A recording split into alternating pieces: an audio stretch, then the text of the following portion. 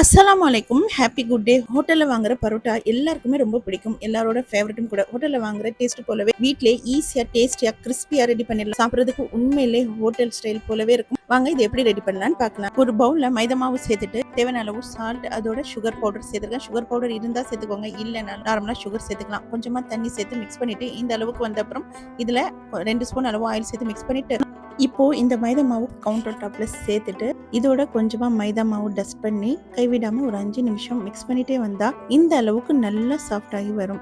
இப்போ இது மூடி போட்டு வச்சிடலாம். வச்சுட்டு ஒரு பவுல்ல 2 ஸ்பூன் அளவு மைதா மாவு, 1 ஸ்பூன் அளவு ஆயில் சேர்த்து மிக்ஸ் பண்ணி எடுத்து வச்சுக்கலாம். ஒரு 10 நிமிஷத்துக்கு அப்புறம் இந்த மாவு எடுத்து பார்த்தா ரொம்ப சாஃப்டா இருக்கும்.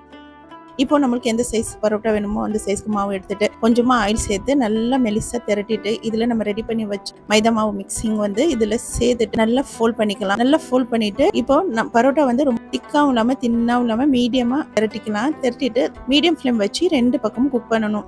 குக் பண்ணும்போது லைட்டா கொஞ்சமா ஆயில் சேர்த்துட்டு இந்த அளவுக்கு கிறிஸ்பி ஆகுற வரைக்கும் குக் பண்ணி எடுத்தா ஹோட்டல் ஸ்டைல் போலவே கிறிஸ்பியா, டேஸ்டியா, சாஃப்டான பரோட்டா வீட்லயே ஈஸியா ரெடி ஆயிடுச்சு. மறக்காம நீங்க உங்க வீட்டை ட்ரை பண்ணி பாருங்க. உண்மையிலே சாப்பிட்றதுக்கு அவ்வளோ டேஸ்டா இருக்கும். உங்களுக்கு பிடிச்ச சைட் டிஷ்ஷோட இந்த பரோட்டா ட்ரை பண்ணி பாருங்க. சாப்பிட்றதுக்கு அவ்வளோ டேஸ்டா இருந்துச்சு.